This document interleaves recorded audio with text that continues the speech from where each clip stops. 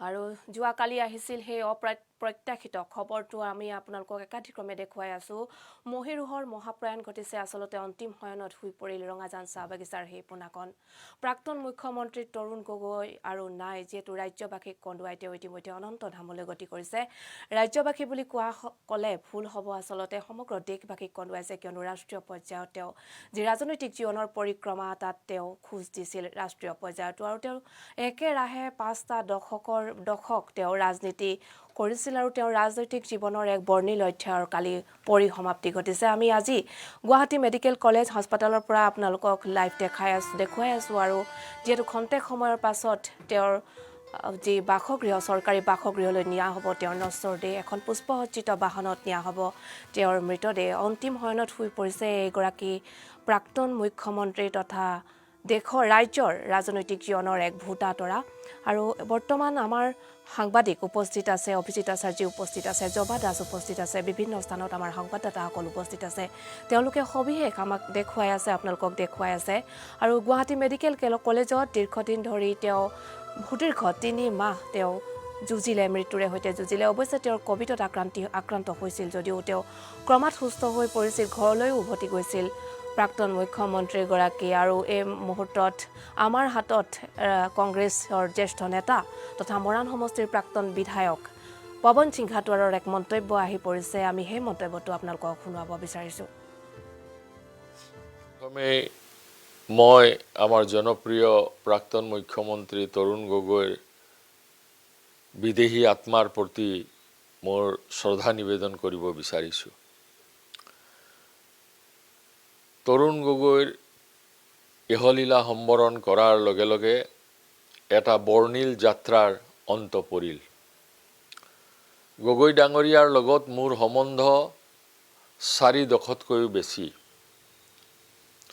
মই তেখেতৰ নেতৃত্বত এজন কংগ্ৰেছ কৰ্মী বৰ্তমান আমাৰ সতীৰ্থ সাংবাদিক অভিজিত আচাৰ্যই যেহেতু পূৰ্বৰে পৰা দেখুৱাই আহিছে তাত কেনে গুণমুগ্ধৰ ভিৰ লাগিছে গুৱাহাটী মেডিকেল কলেজ হাস্পতালত পুনৰ আমি অভিজিত আচাৰ্যৰ ওচৰলৈ যাব বিচাৰিছো অভিজিত আচাৰ্য আপুনি যেহেতু গুৱাহাটী মেডিকেল কলেজ হাস্পতালত আছে খন্তেক সময়ৰ পাছতে তেওঁৰ নশ্বৰ দেহ উলিয়াই দিয়া হ'ব আৰু তেওঁৰ চৰকাৰী বাসভৱনলৈ লৈ যোৱা হ'ব এই মুহূৰ্তত তাত কেনে পৰিৱেশ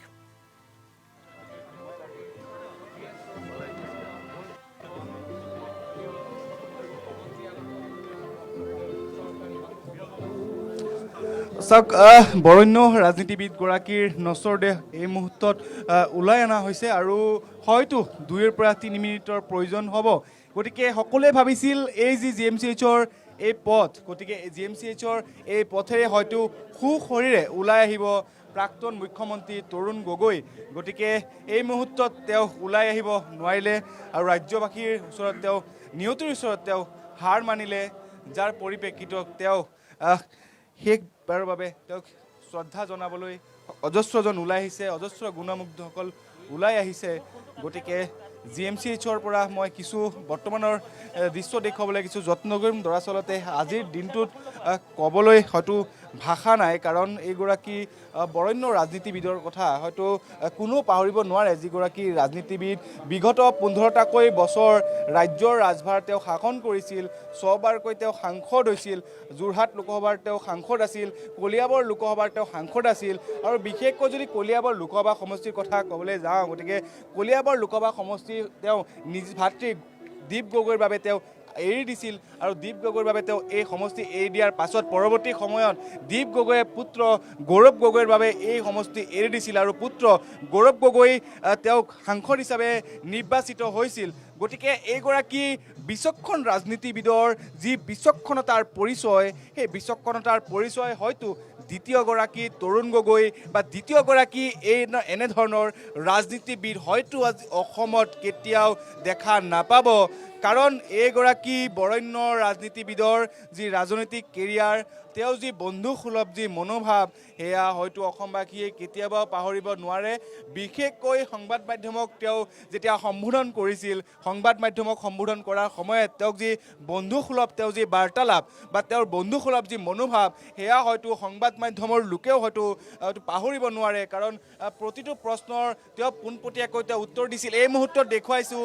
প্ৰাক্তন মুখ্যমন্ত্ৰীগৰাকীৰ নশ্বৰ দেহ আহি পাইছে গতিকে ঈশান নিউজৰ জৰিয়তে আমি অসমবাসীক আমি দেখুৱাবলৈ যত্ন কৰিম প্ৰাক্তন মুখ্যমন্ত্ৰীগৰাকীৰ নশ্বৰ দেহ এই মুহূৰ্তত আহি পাইছে গতিকে ভিডিঅ' জাৰ্নেলিষ্ট ৰিদীপ আছে পোনে পোনে আপোনালোকক ঈশান নিউজৰ দৰ্শকসকলে দেখুৱাবলৈ যত্ন কৰিব এই মুহূৰ্তত প্ৰাক্তন মুখ্যমন্ত্ৰীগৰাকীৰ নশ্বৰ দেহ ওলাই আহিছে বিভিন্নজন উপস্থিত আছে অজস্ৰ গুণমুগ্ধ উপস্থিত আছে GMCHৰ চৌহদত শেষবাৰৰ বাবে চাবলৈ আৰু চাওক এয়া প্ৰাক্তন মুখ্যমন্ত্ৰী যিসকল নিৰাপত্তাৰক্ষী কিন্তু প্ৰাক্তন আৰু এয়া আপোনালোকে দেখিছে গুৱাহাটী মেডিকেল কলেজ হস্পিটেলৰ পৰা উলিয়াই অনা হৈছে তেওঁৰ নশ্বৰ দেহ আমাৰ কিছু যান্ত্ৰিক বিজুতি ঘটিছে এই মুহূৰ্তত হ'লেও আমি আপোনালোকক পুৰা সম্পূৰ্ণকৈ দেখুৱাব বিচাৰিম আৰু এয়া আপোনালোকে দেখিছে মহিৰুহ গৰাকীৰ নশ্বৰ দেহ গুৱাহাটী মেডিকেল কলেজ হস্পিটেলৰ পৰা অন্তিমবাৰৰ বাবে ওলোৱাই আনিছে আৰু তেওঁক সকলোৱে অধীৰ আগ্ৰহে বাট চাই আছিল গতিকে চাওক সকলোৱে অপেক্ষা কৰিছিল খন্তেক সময়ৰ বাবে এয়া চাওক প্ৰাক্তন মুখ্যমন্ত্ৰী তৰুণ গগৈৰ নশ্বৰ দেহ এই মুহূৰ্তত আহি হৈছে আৰু তেওঁৰ নশ্বৰ দেহ লৈ যোৱা হ'ব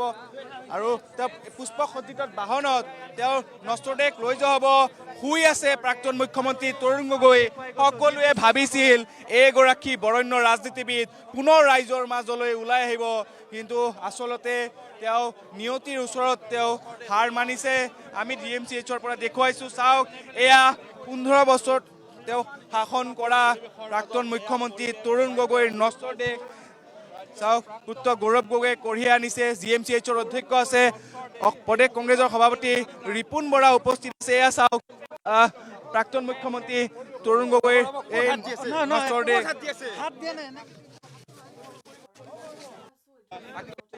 তৰুণ গগৈৰ যি নশ্বৰ দেহ এই নশ্বৰ দেহ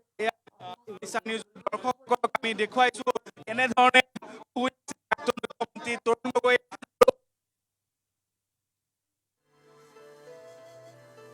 আৰু এয়া আপোনালোকে দেখিছে অন্তিম শয়নত শুই পৰিছে প্ৰাক্তন মুখ্যমন্ত্ৰী তৰুণ গগৈ আৰু অৱশেষত আপোনালোকে প্ৰাক্তন মুখ্যমন্ত্ৰীগৰাকীৰ নশ্বৰ দেহ লৈ আহিছে আপোনালোকে দেখিছে পুষ্পসজ্জিত বাহনত তেওঁক উঠুৱাব আৰু তেওঁক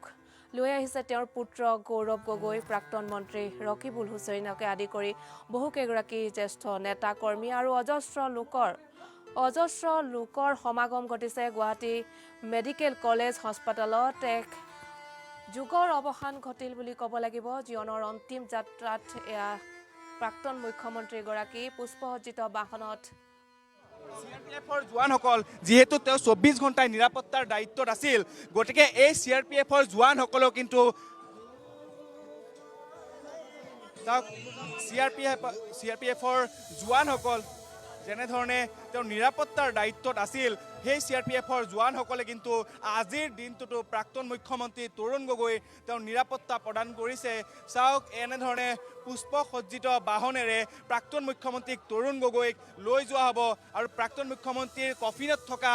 কফিনত যিহেতু তেওঁৰ নশ্বৰ দেহ ভৰাই দিয়া হৈছে গতিকে এইখন বাহনতে প্ৰাক্তন মুখ্যমন্ত্ৰীৰ নশ্বৰ দেহ কঢ়িয়াই লৈ যোৱা হ'ব তেওঁ যি দিছপুৰস্থিত চৰকাৰী বাসভৱন আছে তালৈকে লৈ যোৱা হ'ব আমি দেখুৱাইছোঁ এয়া পুষ্পসজ্জিত বাহন গতিকে পুষ্পসজ্জিত বাহনেৰে প্ৰাক্তন মুখ্যমন্ত্ৰীগৰাকী নশ্বৰ দেহ লৈ যোৱা হ'ব আৰু কফিন কঢ়িয়াই আনিছিল পুত্ৰ গৌৰৱ গগৈয়ে আৰু পুত্ৰ গৌৰৱ গগৈয়ে তেওঁ নশ্বৰ দেহ কঢ়িয়াই আনিছিল আৰু আমি কিছু অসুবিধাৰ বাবে আমি সন্মুখৰে পৰা আমি দেখাব লগা হৈছে গতিকে আমি কিছু আগুৱাই যাবলৈ যতন চাওক অজস্ৰজন গুণমুগ্ধসকল আছে শেষবাৰৰ বাবে প্ৰাক্তন মুখ্যমন্ত্ৰী তৰুণ গগৈক এবাৰ কাষৰ পৰা চাবলৈ সকলোৱে ওলাই আহিছে আৰু আমি দেখুৱাইছোঁ GMCHৰ পৰা এয়া প্ৰাক্তন মুখ্যমন্ত্ৰী তৰুণ গগৈৰ নশ্বৰ দেহ লৈ যোৱা হ'ব দিছপুৰস্থিত চৰকাৰী আৱাসগৃহত 4টাকৈ বছৰ তেওঁ শাসন কৰিছিল 4টাকৈ কাৰ্যকাল তেওঁ দিছপুৰত চৰকাৰী আৱাসগৃহৰ পৰা কৰিছিল 15টাকৈ কাৰ্যকাল তেওঁ কইনাধৰৰ পৰা তেওঁ শাসন কৰিছিল আৰু তেওঁ যেতিয়া তিতাবৰৰ পৰা বিধায়ক হিচাপে নিৰ্বাচিত হৈছিল ইয়াৰ পাছতে তেওঁ দিছপুৰস্থিত যি চৰকাৰী আৱাসগৃহ আছে তাতে ৰখা হৈছিল এই মুহূৰ্তত এস্কৰ্ট পাইলট সাজু হৈছে আৰু প্ৰাক্তন মুখ্যমন্ত্ৰী তৰুণ গগৈৰ নশ্বৰ দেহ এই মুহূৰ্তত লৈ যাব চৰকাৰীস্থিত দিছপুৰত থকা যি বাসগৃহ তালৈকে লৈ যাব মই পুনৰ এই যি পুষ্পসজ্জিত বাহন হয়তো কোনোৱে হয়তো ভাবা নাছিলে যে এনেধৰণে এদিন বিদায় মাগিব প্ৰাক্তন মুখ্যমন্ত্ৰী তৰুণ গগৈয়ে গতিকে আজি আহিল সেই দুখবৰটো যোৱাকালি নিশা সেই দুখবৰটো অসমবাসীয়ে লাভ কৰিছিল দেশবাসীয়ে লাভ কৰিছিল যে যোৱাকালি নিশা সেই দুখবৰটো গতিকে এই মুহূৰ্তত প্ৰাক্তন মুখ্যমন্ত্ৰী তৰুণ গগৈৰ যি নশ্বৰ দেহ এই নশ্বৰ দেহ এই মুহূৰ্তত ওলাই লৈ যোৱা হৈছে আৰু ভিডিঅ' জাৰ্নেলিষ্ট ৰিদীপে প্ৰতিটো মুহূৰ্তৰ যি দৃশ্য প্ৰতিটো মুহূৰ্তৰ দৃশ্য পোনে পোনে দেখুৱাবলৈ কিছু যত্ন কৰিব কাৰণ আমি দেখুৱাইছোঁ এয়া বিচক্ষণ ৰাজনীতিবিদ গৰাকীৰ যি শেষ বিদায় এয়া আমি ইষ্টাৰ্ণ নিউজৰ দৰ্শকসকলক দেখুৱাবলৈ যত্ন কৰিছোঁ পুত্ৰ গৌৰৱ গগৈয়ে চকুলো ঠুকিছে কাৰণ পিতৃ তৰুণ গগৈৰ পৰা তেওঁ যি ৰাজনৈতিক বিচক্ষণতা বা ৰাজনৈতিকভাৱে তেওঁ যি পৰিপক্ক হৈ উঠিছিল গতিকে ৰাজনৈতিকভাৱে পৰিপক্ক হৈ উঠাৰ পাছত গৌৰৱ গগৈ 2014 চনত কলিয়াবৰ লোকসভা সমষ্টিৰ পৰা সাংসদ হিচাপে তেওঁ নিৰ্বাচিত হৈছিল আৰু সাংসদ হিচাপে নিৰ্বাচিত হোৱাৰ পাছত পুত্ৰ গৌৰৱ গগৈ যথেষ্ট তেওঁ পিতৃৰ পৰা যথেষ্ট জ্ঞান আহৰণ কৰিছিল আৰু এইগৰাকী ৰাজনীতিবিদে যেতিয়া যিসকল লোকক সাক্ষাৎ কৰিছিল বিভিন্ন সময়ত তেওঁ দেখুৱাব পৰিল যে তেওঁ দিছপুৰস্থিত যি চৰকাৰী আৱাসগৃহ আছে দিছপুৰস্থিত সেই চৰকাৰী আৱাসগৃহৰ তেওঁ যি য'ত বহিছিল বা য'ৰ পৰা তেওঁ তিতাবৰৰ বিভিন্ন তেওঁ সমষ্টিৰ যিসকল ৰাইজ বা যিসকল অসমবাসীৰ যিসকল তেওঁৰ গুণমুগ্ধ আছিল বা তেওঁৰ যিসকল লোক আছে তেওঁলোকে যেতিয়া সাক্ষাৎ কৰিব গৈছিল আৰু সেই সময়ে দেখা গৈছিল যে প্ৰাক্তন মুখ্যমন্ত্ৰীগৰাকীৰ কাষতে কিতাপৰ বাগিচা আছিল আৰু দৰাচলতে যিসকল লোকে তেওঁক সাক্ষাৎ কৰিবলৈ গৈছিল সেইসকল লোকক প্ৰাক্তন মুখ্যমন্ত্ৰী তৰুণ গগৈয়ে একোটাকৈ কিতাপ দিছিল যে জ্ঞান আহৰণ কৰিলেহে সকলো সৰ্বোচ্চ গতিকে এইগৰাকী বৰেণ্য ৰাজনীতিবিদে যেনেধৰণে জ্ঞানৰ গভীৰতা বা জ্ঞানৰ পৰিচয় দিছে গতিকে সেয়া হয়তো অসমবাসীয়ে কেতিয়াও পাহৰিব নোৱাৰে গতিকে আমি ভিডিঅ' জাৰ্নেলিষ্ট ৰিদীপ আছে মই ৰিদীপক অনুৰোধ জনাম যাতে এই স্থানৰ পৰা যি তেওঁৰ নশ্বৰ দেহ ওলাই লৈ যোৱা হ'ব GMCHৰ পৰা পোনে পোনে দিছপুৰস্থিত চৰকাৰ আৱাসগৃহলৈকে লৈ যোৱা হ'ব শেষবাৰৰ বাবে তেওঁৰ এই যি দৃশ্য এই দৃশ্য বন্দী কৰিবলৈ আমাৰ ইষ্টাৰ্ণ নিউজৰ দৰ্শকসকলৰ বাবে দেখুৱাবলৈ গতিকে শেষবাৰৰ বাবে আমি দেখুৱাইছোঁ এয়া ইষ্টাৰ্ণ নিউজৰ দৰ্শকসকলক দেখিছে যে প্ৰাক্তন মুখ্যমন্ত্ৰী তৰুণ গগৈৰ নশ্বৰ দেহ এই স্থানৰ পৰা লৈ যোৱা হ'ব দিছপুৰৰ চৰকাৰী আৱাসগৃহলৈকে তেওঁৰ নশ্বৰ দেহ লৈ যোৱা হ'ব আৰু প্ৰতিটো মুহূৰ্তৰ দৃশ্য আমি ইষ্টাৰ্ণ নিউজৰ জৰিয়তে আমি দেখুৱাই থাকিম আৰু এই মুহূৰ্তত বাহন সাজু হৈছে আৰু এস্কৰ্ট পাইলটৰ জৰিয়তে আজি যিহেতু এস্কৰ্ট পাইলটৰ জৰিয়তে তেওঁ নশ্বৰ দেহ লৈ যোৱা হ'ব সাজু হৈছে সকলো এই স্থানত উপস্থিত আছে অজস্ৰজন গুণমুগ্ধ স্থানত উপস্থিত আছে আৰু যিহেতু তিনিদিনীয়াকৈ ৰাজ্যিক ঘোষণা কৰা হৈছে গতিকে ৰাষ্ট্ৰীয় মৰ্যাদাৰে শেষকৃত্য সম্পন্ন কৰা হ'ব কিন্তু ক'ত শেষকৃত্য সম্পন্ন কৰা হ'ব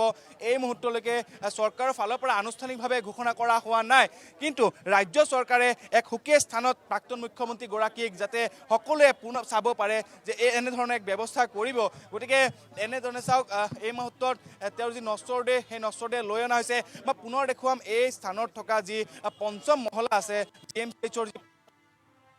মহলা আৰু এয়া আপোনালোকে দেখিছে গুৱাহাটী মেডিকেল কলেজ হস্পিটেলৰ পৰা পুষ্পসজ্জিত বাহনত লৈ অনা হৈছে প্ৰাক্তন মুখ্যমন্ত্ৰীগৰাকীৰ নশ্বৰ দেহ অন্তিম শয়নত শুই পৰিছে এইগৰাকী প্ৰাক্তন মুখ্যমন্ত্ৰী অসমৰ ৰাজনৈতিক জগতৰ এক ভূতাতৰা খহি পৰিল সঁচাকৈয়ে কালি আহিছিল সেই অপ্ৰত্যাশিত আচলতে খবৰটো আৰু পুষ্পসজ্জিত বাহনখনৰ সন্মুখ ভাগত আঁৰি দিয়া হৈছে অসমৰ বাপতি সাহোন সেই ঢোলটি যিটো ঢোল তেওঁ কান্ধত লৈ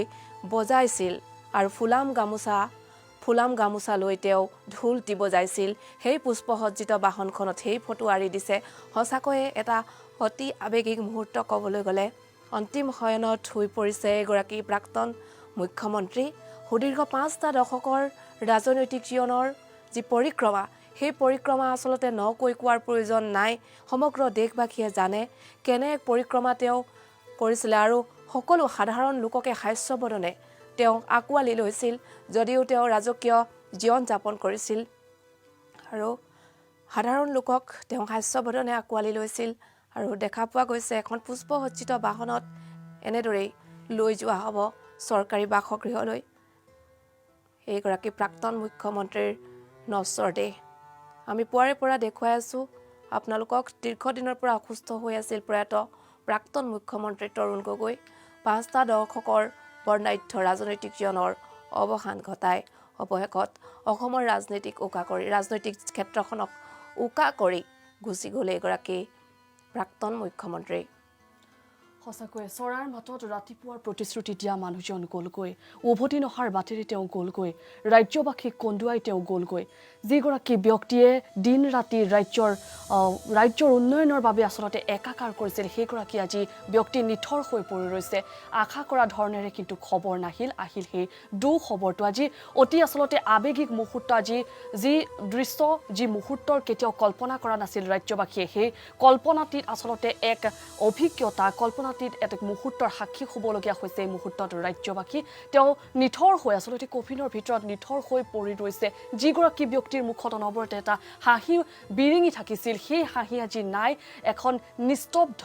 এখন মুখ, নিস্তব্ধ এটা শৰীৰ, আৰু সেই শৰীৰটোক আজি পুষ্পসজ্জিত বাহনেৰে কঢ়িয়াই লৈ যোৱা হৈছে তেওঁৰ চৰকাৰী বাসভৱনলৈ। সেই বাসভৱনটোৰ পৰাই আচলতে তেওঁ সুশৰীৰে এই হাস্পাতাল চৌহদলৈ আহিছিল। তেতিয়া তৰুণ গগৈৰ পৰিয়ালে, গৌৰৱ গগৈয়ে হওক, তেওঁৰ পত্নী ডলি গগৈয়ে হওক বা ৰাজ্যবাসীয়ে কেতিয়াও ভবা নাছিল যে সেয়াই আছিল তেওঁ অন্তিমবাৰ দৰ্শন সেই ঘৰটোৰ সৈতে, যিটো ঘৰত তেওঁ সুদীৰ্ঘ 4টা বছৰ আচলতে কটাইছে, দিছপুৰৰ চৰকাৰী আৱাসগৃহ। কিন্তু আজি সেই আৱাসগৃহটোলৈ যাব কিন্তু সুশৰীৰে নহয়, তেওঁ আজি পুষ্পসজ্জিত বাহনত অন্তিম শয়নেৰে সেই যাত্ৰা কৰিব লগা হৈছে তেওঁৰ সেই বাসভৱনলৈ। আচলতে এক অতি আৱেগিক মুহূৰ্ত, কৰুণ মুহূৰ্ত। এই মুহূৰ্তত শব্দৰ অভাৱ হৈছে। আচলতে আজি এক অবৰ্ণনীয়, এক অসহনীয় মুহূৰ্তৰ সাক্ষী হ'ব লগা হৈছে ৰাজ্যবাসী। এক বৰ্ণিল পৰিক্ৰমাৰ অৱসান ঘটিছে। তেওঁ 15 বছৰীয়া ৰাজত্বৰে আচলতে ৰাজ্যবাসীৰ বাবে যি দি থৈ গ'ল, যি অৱদান আগবঢ়াই থৈ গ'ল ৰাজ্যৰ উন্নয়নৰ স্বাৰ্থত, সেই অৱদান কেতিয়াও কোনোকালে কোনেও পাহৰিব নোৱাৰে। অসমৰ ইতিহাসত চিৰ উজ্জীৱিত হৈ ৰ'ব সেই যি বহুমূলীয়া অৱদান, সেই অৱদানক সদায় স্বীকাৰ কৰি যাব, অৱদানক সদায় সুঁৱৰিব অসমবাসীয়ে। হয় পৰিমিতা। আৰু যিহেতু কালিৰ দিনটোত আমি দেখিবলৈ পাইছিলোঁ তেওঁৰ পুত্ৰ গৌৰৱ গগৈ তেওঁৰ নিজৰ ছ'চিয়েল মিডিয়াত আচলতে এখন ফটো শ্বেয়াৰ কৰিছিল নাতিনীৰ সৈতে। এই মুহূৰ্তত যদি সম্ভৱ হয়, আমি যদি সেই ফটোখনো এই মুহূৰ্তত দেখুৱাব পাৰোঁ, তেতিয়াহ'লে সম্ভৱ হ'লে আমি দেখুৱাবলৈ চেষ্টা কৰিম ইচ্ছা নিজৰ দৰ্শকসকলৰ বাবে। আচলতে নাতিৰ সৈতে ককা নাতিৰ এক অভিন্ন সম্পৰ্ক, এখন ফটো গৌৰৱ গগৈ শ্বেয়াৰ কৰিছিল। আচলতে সেই যেতিয়া ফটোখন তেওঁ শ্বেয়াৰ কৰিছিল, তাৰ পাছতেই ৰাজ্যবাসীৰ মনত এনে এটা মুহূৰ্তৰ আচলতে সাক্ষী হৈছিল বা এনে এটা অনুভৱে ক্ৰিয়া কৰিছিল, যি অনুভৱৰ কথা এই মুহূৰ্তত প্ৰকাশ কৰিবলৈ আচলতে শব্দৰ অভাৱ। ককা নাতিৰ অভিন্ন সম্পৰ্কৰ এখন সুন্দৰ এটা মুহূৰ্ত তেওঁ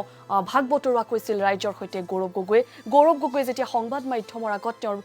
পিতৃবিয়োগৰ খবৰ দিছিল, তেওঁ শোকত ভাগি পৰিছিল, কাৰণ তেওঁ পিতৃহাৰা হৈ পৰিছে গৌৰৱ গগৈ। আজি ৰাজ্যবাসী অভিভাৱকহীন হৈ পৰিছে। ৰঙাজান চাহ বাগিচাৰ সেই পোনাকণে এসময়ত দিল্লীৰ মচনদত তেওঁৰ যি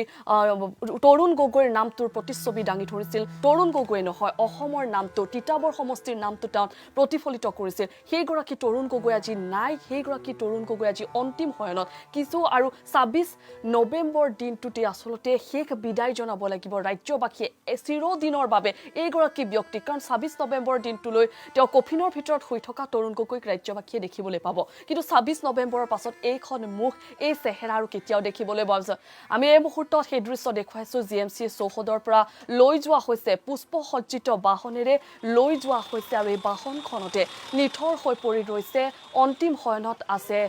প্ৰাক্তন মুখ্যমন্ত্ৰী তৰুণ গগৈ। এক অসহনীয় মুহূৰ্ত আচলতে সাক্ষী হ'ব লগা হৈছে ৰাজ্যবাসীয়ে। কৰুণ এক আৱেগিক মুহূৰ্ত। এই মুহূৰ্তত শব্দ, এই মুহূৰ্তত ভাষাৰ অভাৱ হৈছে আচলতে প্ৰকাশ কৰিবলৈ। অন্তিম শয়নত এনেদৰে নিথৰ হৈ পৰি ৰৈছে চিৰ হাস্যমধুৰ, হাস্যৰসিক এজন ব্যক্তি, চিৰ উদ্ভাসিত মুখ আজি নিস্তেজ হৈ পৰিছে। এক অতি অবৰ্ণনীয়, অসহনীয় এটা মুহূৰ্ত।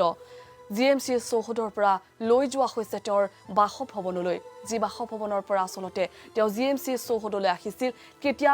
গৌৰৱ গগৈয়ে ভবা নাছিল, তেওঁৰ পত্নী ডলি গগৈয়ে ভবা নাছিল যে সেয়াই শেষ সাক্ষাৎ তেওঁলোকৰ সৈতে সুশৰীৰে। কিন্তু এই মুহূৰ্ত দেখিবলৈ পোৱা গৈছে তেওঁ হাঁহি থকা তৰুণ গগৈ আজি সেই হাঁহি মুখেৰে নহয়, তেওঁ নিস্তব্ধ হৈ তেওঁ যাব লগা হৈছে সেই আৱাসগৃহলৈ। পৰিয়ালৰ কাষলৈ এনেদৰে লৈ যোৱা হৈছে কফিনত তৰুণ গগৈ। হয়, আৰু চিম্পী গগৈ, এয়া আপোনালোকে দেখিছে আমাৰ সতীৰ্থসকলে কেনেদৰে আপোনালোকক দেখুৱাই আছে। এইবাৰ মুখ্যমন্ত্ৰী প্ৰাক্তন মুখ্যমন্ত্ৰীগৰাকীৰ নশ্বৰ দেহ লৈ যাব তেওঁৰ চৰকাৰী বাসভৱনলৈ অন্তিমবাৰৰ বাবে তেওঁ প্ৰৱেশ কৰিব আৰু অন্তিমবাৰৰ বাবে তেওঁ তাৰ পৰা মেলানি মাগিব ওলাই আহিব আৰু পুষ্পসজ্জিত বাহনত তেওঁক লৈ যোৱা হৈছিল আচলতে আজিৰ দিনটোতে বা কালিৰ দিনটোতে তেওঁৰ প্ৰতি গুণমুগ্ধৰ ভিৰ কৰিছে এয়া নহয় সুদীৰ্ঘ দিন ধৰি যিহেতু তেওঁ অসুস্থতাত ভুগিছিল এইজন প্ৰাক্তন মুখ্যমন্ত্ৰী তাৰ পাছৰ পৰাই সমগ্ৰ ৰাজ্যজুৰি দেশজুৰি আৰু ছ'চিয়েল মিডিয়াত তেওঁক অজস্ৰ গুণমুগ্ধই তেওঁক আশীষ যাচিছিল যাতে তেওঁ সুস্থ হৈ পুনৰ আমাৰ মাজলৈ ঘূৰি আহে তাৰ পাছতো কিন্তু তেওঁ সুস্থ হৈ ঘূৰি আহিছিল আৰু অৱশেষত যোৱা কালি তেওঁ নিয়তিৰ সেই চিৰ সত্য কথা মানি গুচি গ'ল অনন্ত ধামলৈ এইগৰাকী চিৰ যুগমীয়া এটা হাঁহি মুখত লৈ থকা প্ৰাক্তন মুখ্যমন্ত্ৰী তৰুণ গগৈ সোঁফালে দেখিছে তেওঁ বৰ্ষীয়ান এগৰাকী নেতা আৰু এই মুহূৰ্তত আমাৰ চৰকাৰী বাসভৱনত আমাৰ সংবাদদাতা সতীৰ্থ সংবাদদাতা জবা দাস উপস্থিত আছে জবা দাস মহীৰুহৰ মহাপ্ৰয়াণ আচলতে ক'ব লাগিব খন্তেক সময়ৰ পাছতে তেওঁৰ চৰকাৰী বাসগৃহত উপস্থিত হ'ব তেওঁৰ নশ্বৰ দেহ তেওঁ লৈ অনা হৈছে এখন পুষ্পসজ্জিত বাহনত তাত কেনে পৰিৱেশে বিৰাজমান কৰিছে জবা দাস পৰিস্মিতা ভিডিঅ' জাৰ্নেলিষ্ট অলক আছে অলকে দেখুৱাব ইতিমধ্যে এজনকৈ যিসকল তেওঁৰ গুণমুগ্ধ অজস্ৰ গুণমুগ্ধ আহি এই মুহূৰ্তত উপস্থিত হৈছেহি তেওঁৰ চৰকাৰী বাসভৱনত অলক আছে অলকে আপোনালোকক দেখুৱাইছে এই মুহূৰ্তত ভিতৰৰ দৃশ্য আৰু আমি আপোনালোকক বাহিৰৰ পৰা দেখুৱাইছোঁ এইবাৰ ভিতৰলৈ আহিছোঁ চাওক দূৰৰ পৰাই কেনেধৰণৰ দৃশ্য খুব সুন্দৰকৈ সজাই পৰাই তোলা হৈছে যাতে সেই বৰ্ষীয়ান নেতাগৰাকী জ্যেষ্ঠ নেতাগৰাকীৰ যি শেষ যাত্ৰা সেই শেষ যাত্ৰাত যাতে সকলোৱে তেওঁক শেষবাৰৰ বাবে শ্ৰদ্ধাঞ্জলি জ্ঞাপন কৰিব পাৰে কংগ্ৰেছৰ জ্যেষ্ঠ নেতাই হওক বা আন যিসকল গুণমুগ্ধ আছে তেওঁৰ বংশ পৰিয়াল মিতিৰ কুটুম সকলো লোক আহি এই মুহূৰ্তত তেওঁৰ চৰকাৰী বাসভৱনত ভিৰ কৰা পৰিলক্ষিত হৈছে আৰু সুন্দৰ পুষ্পসজ্জিত বাহনেৰে ইতিমধ্যে GMCHৰ পৰা তেওঁক লৈ আনি থকা হৈছে লগত আছে পুত্ৰ গৌৰৱ গগৈ আৰু মাত্ৰ কেইটামান মুহূৰ্ত তাৰ পিছতে আহি উপস্থিত হ'ব চৰকাৰী বাসভৱনত আমি চৰকাৰী বাসভৱনৰ প্ৰতিটো দৃশ্যাৱলী আপোনালোকক দেখুৱাই আছোঁ এই চিৰতৰুণ যিগৰাকী নেতা সেই চিৰতৰুণ নেতাগৰাকীৰ আচলতে জীৱনী সন্দৰ্ভত যেন কৈ শেষ কৰিব নোৱাৰি ভাষাহীন হৈ পৰিছে এতিয়া সমগ্ৰ ৰাইজ ভাষাহীন হৈ পৰিছে এতিয়া সমগ্ৰ জনতা সমগ্ৰ অসমবাসী কিন্তু তাৰ মাজতো আমি দেখুৱাইছোঁ তেওঁ শোক সন্তপ্ত পৰিয়ালবৰ্গক সমবেদনা জ্ঞাপন কৰিবলৈ এইদৰে নেতাসকল আহিছে অজস্ৰ গুণমুগ্ধ এই মুহূৰ্তত অহা পৰিলক্ষিত হৈছে আমি পোনপটীয়া সম্প্ৰচাৰত আপোনালোকক দেখুৱাই আছোঁ বৰ্তমান সময়ত সকলোৰে হাতে হাতে এই মুহূৰ্তত তেওঁলোকে ফুল লৈ অহা পৰিলক্ষিত হৈছে ফুল লৈ আহিছে তেওঁলোকে আৰু যি শেষ যাত্ৰা সেই শেষ যাত্ৰাত যাতে একেবাৰে ওচৰৰ পৰা শেষবাৰৰ বাবে তেওঁক চাব পাৰে সেইবাবেই তেওঁলোকে এই মুহূৰ্তত ওলাই অহা পৰিলক্ষিত হৈছে আমি এই মুহূৰ্তত দেখুৱাইছোঁ পোনপটীয়া সম্প্ৰচাৰ তেওঁলোকৰ আত্মীয় কুটুম বংশ পৰিয়াল সকলোবোৰ এই মুহূৰ্তত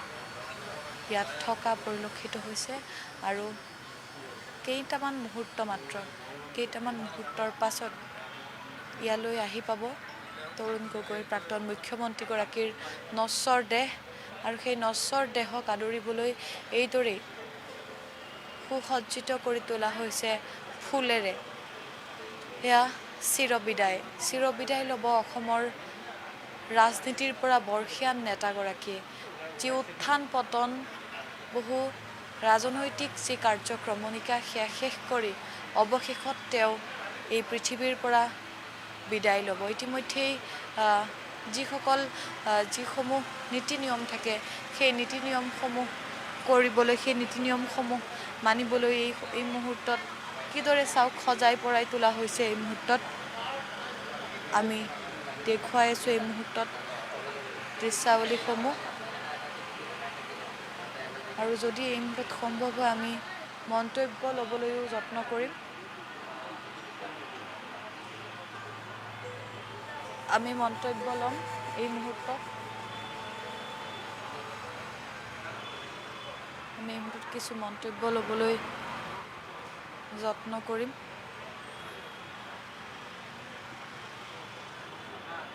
যিসকল লোক আছে এই স্থানত তেওঁৰ আত্মীয় স্বজন ইতিমধ্যেই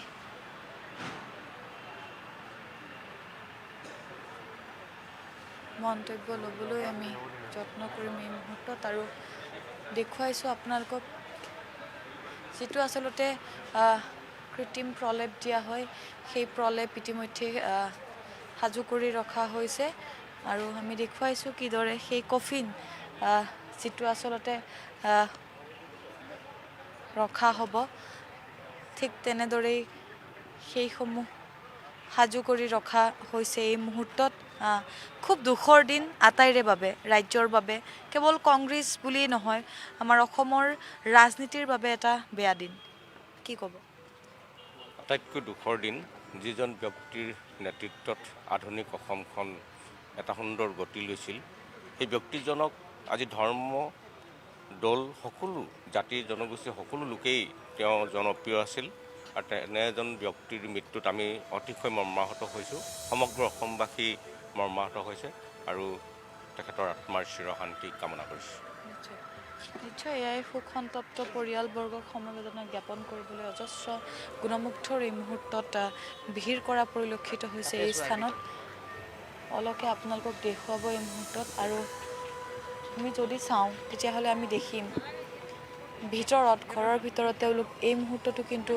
ওলাই অহা পৰিলক্ষিত হোৱা নাই ঘৰৰ ভিতৰত তেওঁৰ জীয়ৰী বোৱাৰী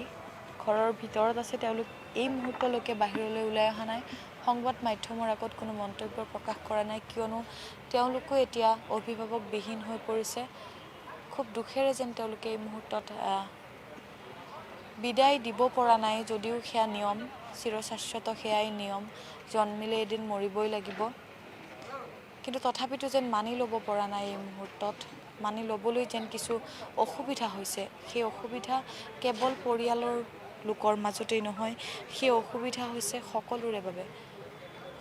বাবে এই মুহূৰ্তত এয়া কঠিন সময় আৰু এই কঠিন সময় পাৰ কৰি কিদৰে আচলতে নেতাগৰাকীক তেওঁলোকৰ মাজৰ পৰা চিৰবিদায় দিব তাৰেই বাবে তেওঁলোক যেন প্ৰস্তুত হৈ উঠিছে এই মুহূৰ্তত একো ভাষা নহ'লেও যেন কিছু তেওঁলোকো আৱেগিক হৈ পৰা পৰিলক্ষিত হৈছে আমাৰ সৈতে এই মুহূৰ্তত কিৰীপ চলিহা আছে তেওঁ কংগ্ৰেছ দলত তেওঁৰ যি আচলতে আধুনিক অসমৰ স্ৰষ্টা বুলি ক'লেও এই মুহূৰ্তত ভুল কোৱা নহয় আমাৰ সৈতে কিৰীপ চলিহা আছে অসমৰ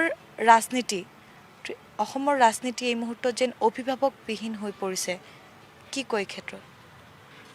তেখেতৰ মৃত্যুটো স্বাভাৱিকতে এটা অপূৰণীয় ক্ষতি হৈছে আৰু এটা ডাঙৰ গেপ আহি পৰিছে আজি তেখেতক বিদায় দি লওঁ তাৰপিছত বাকীবোৰ কেনেধৰণে এখন সমাজটো চলি থাকে মানুহ যায় এইটো জগতৰ ৰীতি চিৰন্তন ৰীতি কিন্তু তেখেতৰ মৃত্যুৱে মানুহৰ অন্তৰত এটা ডিপ আঘাত এটা দিছে গভীৰ আঘাত এটা দিছে বুলি সকলোৱে আপুনি উপলব্ধি কৰিছে আৰু তেওঁৰ আটাইকেইটা কথা হৈছে তেওঁৰ মৃত্যুত মই দেখিছোঁ যে সকলো ধৰণৰ মানুহে আৰু বিশেষকৈ সাধাৰণ মানুহে যথেষ্ট কষ্ট পাইছে বুলি অনুভৱ হৈছে দেখা যাওক শোক সন্তপ্ত এই মুহূৰ্তত ভাষাহীন হৈ পৰা দেখা গৈছে এই মুহূৰ্তত কি ক'ব বিচাৰিব এই মুহূৰ্তত মই ক'ব পাৰোঁ যে অসমৰ ৰাজনীতি এটা মানে ডাঙৰ ক্ষতি হ'ল আৰু তৰুণ গগৈ ডাঙৰীয়া অকলে কংগ্ৰেছৰ লিডাৰ নাছিল তেওঁ গোটেই অসমৰ ৰাইজৰ লিডাৰ আৰু তেওঁ সদায় অন্যায়ৰ বিৰুদ্ধে মাত মাতি আছিল অসমৰ ডেভেলপমেণ্টৰ কাৰণে মাত মাতি আহিছিল আৰু গোটেই সকলো জনগোষ্ঠীৰ কাৰণে তেওঁ কাম কৰিছিল গতিকে এটা অপূৰণীয় ক্ষতি হ'ল এনেধৰণে আচলতে জ্যেষ্ঠ যিসকল নেতা আছে এই মুহূৰ্তত কি ক'ব এই মুহূৰ্তত আমি মৰ্মাহত হৈছোঁ তৰুণ গগৈ ডাঙৰীয়া তেখেত 3টা টাৰ্ম চিফ মিনিষ্টাৰ থাকিলে মই এজন ডক্টৰ মানুহ মই লেটলি চাকৰি কৰাৰ পৰা এৰিয়াৰ পৰা সোমাইছিলোঁ তেখেতৰ মই প্ৰথম ইণ্ডিপেণ্ডেণ্ট খেলিছোঁ জিকাৰ পিছত তেখেতৰ লগত মই কংগ্ৰেছত আহিলোঁ তেওঁৰ অভাৱ আমি বহুত বেয়াকৈ ফিল কৰিছোঁ ভাষা নোহোৱা হৈছে আমাৰ এই মুহূৰ্তত সেই একেটাই কথা সকলোৰে মুখত ভাষাহীন হৈ পৰিছে এই মুহূৰ্তত প্ৰত্যেকজন লোক ভাষাহীন হৈ পৰা পৰিলক্ষিত হৈছে আৰু 3 দিনৰ বাবে কেন্দ্ৰীয় শোক পালন কৰা হৈছে 3 দিনৰ বাবে আৰু আমি দেখুৱাইছোঁ এই মুহূৰ্তত ভিতৰৰ দৃশ্য এবাৰ আমি কিছু বাহিৰৰ দৃশ্যাৱলীসমূহ দেখুৱাবলৈ যত্ন কৰিম কিদৰে আচলতে এইখন প্ৰৱেশ পথেৰে লৈ অনা হ'ব আমি বাহিৰৰ দৃশ্য এই মুহূৰ্তত কিছু আপোনালোকক দেখুৱাম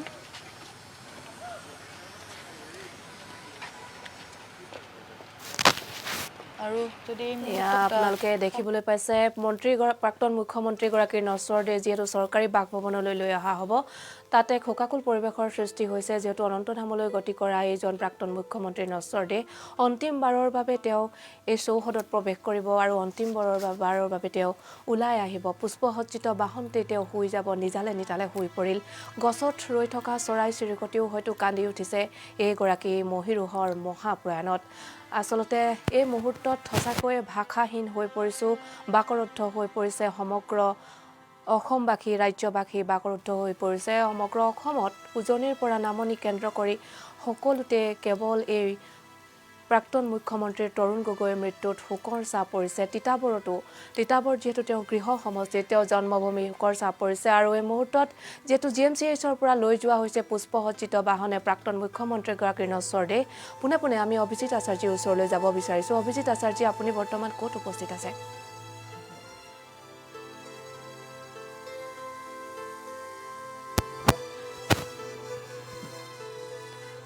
এয়া অভিজিত আচাৰ্যৰ লগত আমাক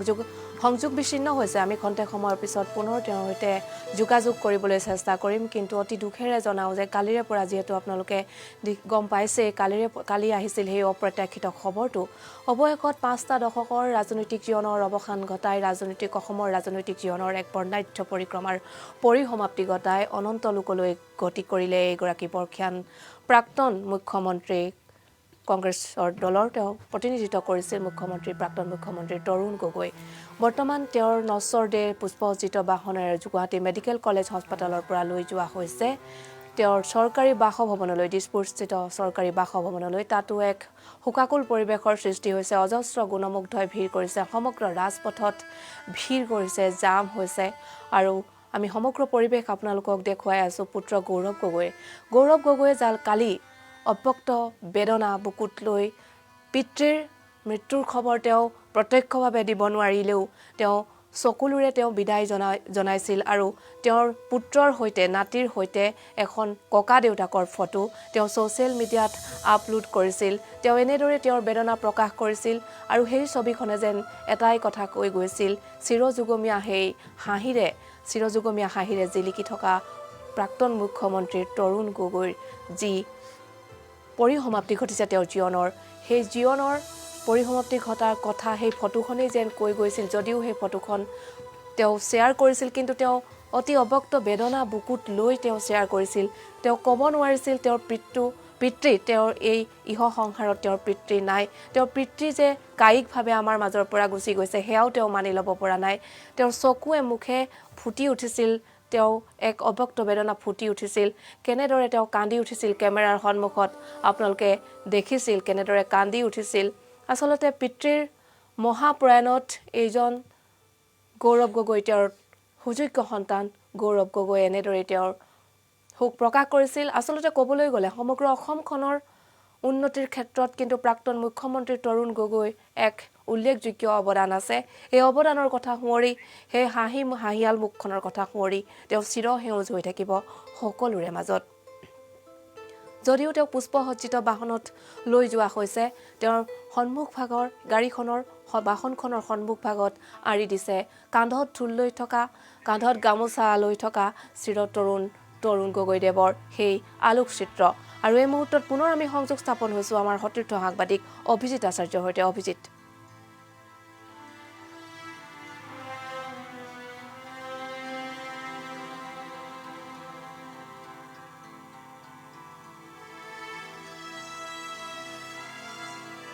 মাগিলে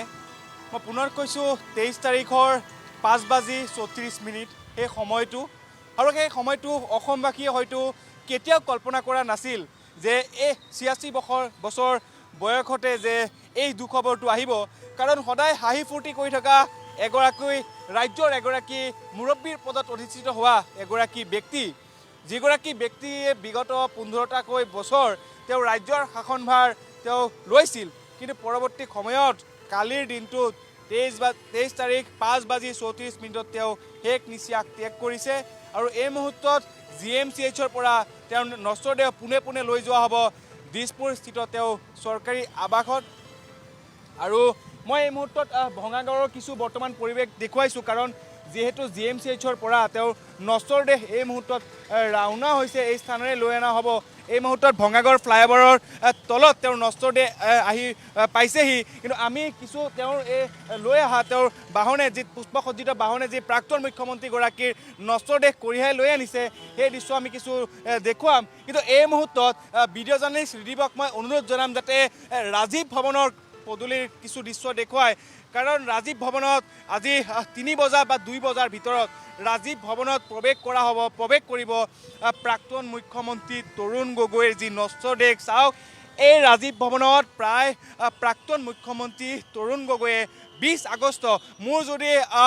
যদি সম্ভৱ হয় সেই 20 আগষ্টৰ দিনটোত কংগ্ৰেছৰ যোগদান কাৰ্যসূচী আছিল আৰু কংগ্ৰেছৰ যোগদান কাৰ্যসূচীত দীপেন পাঠকে যোগদান কৰিছিল এই ৰাজীৱ ভৱনত আৰু এই যোগদান কাৰ্যসূচীত প্ৰাক্তন মুখ্যমন্ত্ৰী তৰুণ গগৈয়ে শেষৰবাৰৰ বাবে তেওঁ ভাষণ আগবঢ়াইছিল আৰু তেওঁ জনসমাজৰ মাজত তেওঁ ভাষণ আগবঢ়াইছিল কিন্তু ইয়াৰ পাছতে 20 আগষ্টৰ দিনটোত প্ৰাক্তন মুখ্যমন্ত্ৰী তৰুণ গগৈয়ে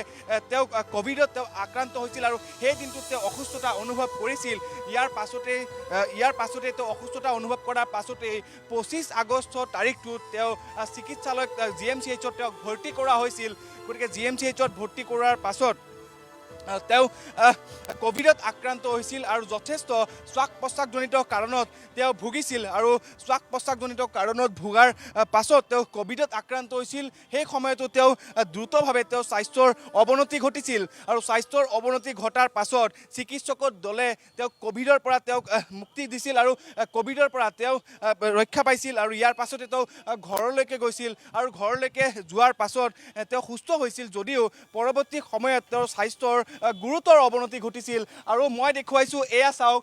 চিৰতৰুণ তৰুণ গগৈৰ যি ছবি এই ছবি আমি দেখুৱাইছোঁ এয়া ৰাজীৱ ভৱনৰ পদূলিৰ ছবি আৰু যেতিয়া কংগ্ৰেছৰ যিগৰাকী নতুন পৰ্যবেক্ষক যেতিয়া আহিছিল সেই সময়তে এই নতুন ছবি আঁৰি দিয়া হৈছিল চাওক ৰাইজৰ প্ৰিয় নেতাগৰাকী এতিয়াও ৰাজীৱ ভৱনত তেওঁ এনে এক পৰিৱেশৰ লাগিছে যে ৰাজীৱ ভৱনত এতিয়াও তেওঁ হাঁহি আছে দৰাচলতে ৰাজীৱ ভৱনত তেওঁ যেতিয়া প্ৰৱেশ কৰিছিল ৰাজীৱ ভৱনত প্ৰৱেশ কৰাৰ সময়ত কংগ্ৰেছৰ যিসকল তৃণমূল কৰ্মী আছিল তৃণমূল কৰ্মীসকলক প্ৰাক্তন মুখ্যমন্ত্ৰীগৰাকীয়ে তেওঁ পোনে কথা পাতিছিল আৰু প্ৰাক্তন মুখ্যমন্ত্ৰীগৰাকীয়ে কংগ্ৰেছৰ যিসকল তৃণমূল কৰ্মী সেই তৃণমূল কৰ্মীসকলৰ তেওঁ বুজ লৈছিল দৰাচলতে কি বস্তুৰ অভাৱ হৈছে বা আপোনালোকে কি বস্তু বিচাৰে দৰাচলতে মই পুনৰ সেই 20 আগষ্টৰ দিনটোৰ যোগদান কাৰ্যসূচীত যেতিয়া মই বাতৰি সংগ্ৰহ কৰিবলৈ আহিছিলোঁ সেই সময়ত দেখা পাইছিলোঁ যে প্ৰাক্তন মুখ্যমন্ত্ৰী তৰুণ গগৈ যেতিয়া এই যি ৰাজীৱ ভৱন এই ৰাজীৱ ভৱন যেতিয়া প্ৰৱেশ কৰিছিল ৰাজীৱ ভৱনেৰে তেওঁ প্ৰৱেশ কৰাৰ লগে লগে তেওঁ ৰাজীৱ গান্ধী মণ্ডপলৈ তেওঁ প্ৰৱেশ কৰিছিল মই দেখুৱাইছোঁ ভিডিঅ' জাৰ্নেলিষ্ট ৰিদীপক মই অনুৰোধ জনাম এয়া হৈছে ৰাজীৱ গান্ধী মণ্ডপ গতিকে ৰাজীৱ গান্ধী মণ্ডপক তেওঁ পুষ্পাঞ্জলি মাল্যাৰ্পণ কৰিয়েই তেওঁ পোনে এই স্থানত তেওঁ যোগদান কাৰ্যসূচীত তেওঁ অংশগ্ৰহণ কৰিছিল আৰু যোগদান কাৰ্যসূচীত কংগ্ৰেছৰ দীপেন পাঠকে যোগদান কৰিছিল হাজো সমষ্টিৰ দীপেন পাঠকে আৰু দীপেন পাঠকৰ যোগদান কাৰ্যসূচীত প্ৰাক্তন মুখ্যমন্ত্ৰীগৰাকীয়ে তেওঁ ভাষণ ৰাখিছিল কংগ্ৰেছৰ দলৰ নেতা কৰ্মীসকলক তেওঁ সম্বোধন কৰিছিল আৰু ইয়াৰ পাছতেই তেওঁ বিয়লিৰ ভাগত তেওঁ অসুস্থতা অনুভৱ কৰিছিল বিয়লিৰ ভাগত অসুস্থতা অনুভৱ কৰাৰ পাছত তেওঁ GMCHলৈ লৈ যোৱা হৈছিল 25 তাৰিখে পুৱা 108ত তেওঁ সুশৰীৰে উঠিছিল আৰু সুশৰীৰে উঠি তেওঁ GMCHলৈ গৈছিল কোভিডৰ চিকিৎসা চলিছিল সেই সময়তো তেওঁ স্বাস্থ্যৰ দ্ৰুত অৱনতি ঘটিছিল কিন্তু প্ৰাক্তন মুখ্যমন্ত্ৰীগৰাকীয়ে এনেদৰে ৰাইজক এৰি বা অসমবাসীক এৰি কেতিয়াও শেষ বিদায় মাগিব বুলি কোনো আশা বা কোনো কল্পনা কৰা নাছিল কিন্তু কালিৰ দিনটোৰ 23 তাৰিখৰ কালিৰ সেই দিনটো হয়তো অসমবাসীয়ে কেতিয়াও পাহৰিব নোৱাৰে কাৰণ ৰাইজৰ প্ৰিয় নেতাগৰাকী শেষবাৰৰ বাবে বিদায় মাগিলে গতিকে মই পুনৰ ৰাজীৱ ভৱনৰ এই যি কংগ্ৰেছৰ পতাকা বৰ্তমান অৰ্ধনমিত হৈ আছে ৰাজীৱ ভৱনৰ সেই কিছু দৃশ্য দেখুৱাবলৈ কিছু যত্ন কৰিম ৰাজীৱ ভৱনৰ এই তেওঁ যি সভাপতিৰ কক্ষ যি সভাপতিৰ কক্ষ সেই সভাপতিৰ কক্ষতে বহি তেওঁ ধন্যবাদ অভিজিৎ আচাৰ্যজী আপুনি খন্তেক সময়ৰ পিছত পুনৰ আপোনাৰ সৈতে সংযুক্ত হ'ম আমি ইতিপূৰ্বে আমি অথনিৰে পৰা পূৰ্বৰে পৰা দেখুৱাই আহিছোঁ যে কেনেদৰে আচলতে এখন পুষ্পসজ্জিত বাহনত অগণন গুণমুগ্ধৰে ভিৰ কৰিছে আৰু ভিৰ দি বাট নোপোৱা হৈছে আচলতে পুষ্পসজ্জিত বাহনত এনেদৰে লৈ গৈছে প্ৰাক্তন মুখ্যমন্ত্ৰীগৰাকীৰ নশ্বৰ দেহ সঁচাকৈ এটি শোকাকুল পৰিৱেশৰ সৃষ্টি হৈছে বাকৰুদ্ধ হৈ পৰিছে সকলো বাকৰুদ্ধ হৈ পৰিছে আৰু দেখা পোৱা গৈছে যে অজস্ৰ গুণমুগ্ধৰ ভিৰ কৰিছে ৰাজপথত এইগৰাকী মহিয়ান নেতাৰ এনে অন্তিম যাত্ৰাত সকলোৱে আচলতে ইয়াৰ অন্তিম জয়নৰ আচলতে সাক্ষী হ'বৰ বাবে ৰাজ্যবাসী এতিয়া ওলাই আহিছে ৰাজপথলৈ এবাৰ শেষবাৰলৈ প্ৰিয় নেতাগৰাকীক চাবলৈ আচলতে সকলো ওলাই আহিছে এই মুহূৰ্তত যদি আমি পুনৰ এবাৰ ৰাজনৈতিক পৰিক্ৰমা চাওঁ প্ৰাক্তন মুখ্যমন্ত্ৰীগৰাকী সদ্যপ্ৰয়াত তৰুণ গগৈ তেনেহ'লে আমি দেখিবলৈ পাম যে 1968 চনত প্ৰথমবাৰলৈ যোৰহাট পৌৰসভালৈ তেওঁ সদস্য হিচাপে নিৰ্বাচিত হৈছিল 1976 চনত তেওঁ সদৌ ভাৰত কংগ্ৰেছ কমিটিৰ যুটীয়া সম্পাদক হিচাপে তেওঁ নিৰ্বাচিত হৈছিল পৰৱৰ্তী সময়ত 1985 চনৰ পৰা 1990 চনলৈ তেওঁ সদৌ ভাৰত কংগ্ৰেছ কমিটিৰ সাধাৰণ সম্পাদক হিচাপে নিৰ্বাচিত হৈছিল এনেধৰণৰ যি বৰ্ণিল ৰাজনৈতিক পৰিক্ৰমা যি পৰিক্ৰমাৰ কথা ৰাজ্যবাসীয়ে জানে তেওঁ কেৱল ৰাজ্যৰ ৰাজনীতিত নহয় দেশৰ ৰাজনীতিৰ এজন উজ্জ্বল ভোটাতৰা আৰু সেই উজ্জ্বল ভোটাতৰা আজি খহি পৰিছে ৰাজ্যবাসী দেশবাসীৰ বাবে ইয়াতকৈ আৰু দুখৰ খবৰ কি হ'ব পাৰে আচলতে আৰু পুষ্পসজ্জিত বাহনেৰে বৰ্তমান মুহূৰ্তত তেওঁক লৈ যোৱা হৈছে তেওঁৰ বাসগৃহলৈ যি বাসগৃহৰ পৰা আচলতে GMCA চৌহদলৈ তেওঁ সুশৰীৰে গৈছিল আজি সুশৰীৰে নহয় আজি তেওঁ নিথৰ দেহ হৈ এটি তেওঁ উভতিব লগা হৈছে তেওঁৰ মৰমৰ পত্নী ডলি গগৈৰ কাষলৈ তেওঁৰ মৰমৰ পুত্ৰ গৌৰৱ গগৈৰ কাষলৈ গৌৰৱ গগৈ প্ৰতিটো মুহূৰ্তত আচলতে লগত আছে বৰ্তমান মুহূৰ্তত যিহেতু তেওঁক পুষ্পসজ্জিত বাহনেৰে লৈ যোৱা হৈছে আৰু সেই পুষ্পসজ্জিত বাহনৰ কাষতে তেওঁৰ পুত্ৰ গৌৰৱ গগৈও আছে গৌৰৱ গগৈয়ে তেওঁৰ পিতৃক আচলতে লৈ গৈছে সেই বাসগৃহটোলৈ যিটো বাসগৃহত তেওঁলোকৰ সুৰীয়া সপোনবোৰ প্ৰাণ পায় যি সুৰীয়া সপোনেই হওক তেওঁলোকৰ মধুৰ সোণহেৰীয়া স্মৃতি জড়িত হৈ আছে সেই বাসগৃহলৈ বৰ্তমান মুহূৰ্তত লৈ যোৱা হৈছে আৰু কেইটামান মুহূৰ্তৰ পাছতেই নশ্বৰ দেহ উপস্থিত হ'বগৈ তেওঁৰ চৰকাৰী আৱাসগৃহত ইতিমধ্যে সাজু কৰি তোলা হৈছে চৰকাৰী আৱাসগৃহৰ যিসমূহ আচলতে যাৱতীয় কাম কাজ থাকে যাৱতীয় প্ৰস্তুতি সমুদায় এতিয়া সম্পূৰ্ণ হৈ উঠিছে সকলো গুণমুগ্ধ উপস্থিত হৈছেগৈ শেষবাৰৰ বাবে প্ৰিয় নেতাগৰাকীক এবাৰ চাবলৈ অন্তিমবাৰলৈ শ্ৰদ্ধাঞ্জলি জ্ঞাপন কৰিবৰ বাবে গুণমুগ্ধসকল বৰ্তমান মুহূৰ্তত ভিৰ কৰিছে তেওঁৰ চৰকাৰী আৱাসগৃহত তেওঁৰ পত্নী আজি অসুস্থ হৈ পৰিছে যেতিয়া তেওঁৰ স্বামীৰ এই যি খবৰ কাৰণ এগৰাকী প্ৰাক্তন মুখ্যমন্ত্ৰী নহয় তেওঁৰ স্বামী প্ৰথম তেওঁৰ এগৰাকী ৰাজনীতিকৰ বিপৰীতে আচলতে তেওঁৰ যেতিয়া স্বামী আৰু স্ত্ৰীৰ যিটো সম্পৰ্ক আচলতে সেই সম্পৰ্কৰ ঊৰ্ধত আচলতে একো হ'ব নোৱাৰে তেওঁ আজি স্বামী হাৰা হৈছে ডলি গগৈ যেতিয়া সেই খবৰ লাভ কৰিছিল যে শোকাবহ খবৰটো লাভ কৰিছিল তেতিয়াই তেওঁ শাৰীৰিকভাৱে অৱনতি হৈ পৰিছিল তেওঁৰ স্বাস্থ্য তেওঁ অসুস্থ হৈ পৰিছিল যেতিয়াই তেওঁৰ স্বামীৰ মৃত্যুৰ খবৰ পাইছিল বৰ্তমান মুহূৰ্তত শাৰীৰিক অসুস্থতাত ভুগি আছে তেওঁৰ পত্নী ডলি গগৈ যিগৰাকী ডলি গগৈয়ে তেওঁৰ সৈতে সুখৰ সংসাৰ গঢ়াৰ স্বাৰ্থত তেওঁ তৰুণ গগৈৰ সৈতে বিবাহপাশত আবদ্ধ হৈছিল আৰু সেই বিবাহপাশত আবদ্ধ হোৱাৰ পাছৰে পৰা তেওঁ সংগিনীৰ সৈতে প্ৰতিটো মুহূৰ্তৰ প্ৰতিটো উত্থান পতনৰ তেওঁ সাক্ষী হৈ আহিছে সেইগৰাকী স্বামী সেইগৰাকী মৰমৰ আচলতে পতিক তেওঁ আজি বিদায় দিব লগা হৈছে আৰু কিছু মুহূৰ্তৰ পাছতেই যিহেতু আৱাসগৃহত উপস্থিত হ'বগৈ প্ৰাক্তন মুখ্যমন্ত্ৰীগৰাকীৰ নশ্বৰ দেহ আচলতে এক আৱেগিক মুহূৰ্তৰ বৰ্তমান মুহূৰ্তৰ সৃষ্টি হৈ আছে সেই বাসগৃহত তেওঁৰ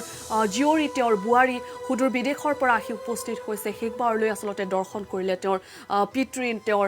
শহুৰ দেউতাক আচলতে তেওঁৰ বোৱাৰীয়ে আৰু যেতিয়াই তেওঁ দেখা কৰিছিল আগদিনাখন যিহেতু দেখা কৰিছিল আৰু পাছদিনাখনে এই সংসাৰৰ পৰা মেলানী মাগে প্ৰাক্তন মুখ্যমন্ত্ৰী তৰুণ গগৈ আৰু তেওঁ যিহেতু পুত্ৰ গৌৰৱ গগৈ নিজেও কৈছে এই কথা কালিৰ দিনটোত যেতিয়া সংবাদ মাধ্যমৰ আগত পিতৃৰ মৃত্যুৰ বতৰা যেতিয়া অৱগত কৰিছিল তেতিয়া তেওঁ শোকত বিহ্বল হৈ কৈছিল যে তেওঁ জীয়ৰী তেওঁ বোৱাৰীক চাই তেওঁ গুচি গ'ল আৰু লগতে এটা কথা উল্লেখ কৰিছিল গৌৰৱ গগৈয়ে সেই মন্তব্যত শুনিবলৈ পোৱা গৈছিল স্পষ্ট হৈছিল যে তেওঁলোকৰ ঘৰত এজনী ছোৱালীৰ জন্ম দিলে নাৰীৰ জন্ম হ'ল কিন্তু তেওঁৰ পিতৃক এই সংসাৰৰ পৰা কিন্তু ভগৱানে লৈ গ'ল এটা অতি আৱেগ বিহ্বল আচলতে ভাষাহীন এটা এষাৰী বাক্য যিষাৰী বাক্য তেওঁ যেতিয়া কৈছিল তেওঁৰ চকুত স্পষ্ট হৈ পৰিছিল সেই কৰোণতা পিতৃ হেৰুৱাৰ যি মৰ্মান্তিক বেদনা আচলতে সেই বেদনা প্ৰস্ফুটিত হৈ পৰিছিল আৰু তাৰ পাছতেই তেওঁ ছ'চিয়েল মিডিয়াত এখন ফটো শ্বেয়াৰ কৰিছিল। এই মুহূৰ্তত ঈশা নিজৰ দৰ্শকসকলে দেখি আছে এখন বিশেষ ফটো। তেওঁৰ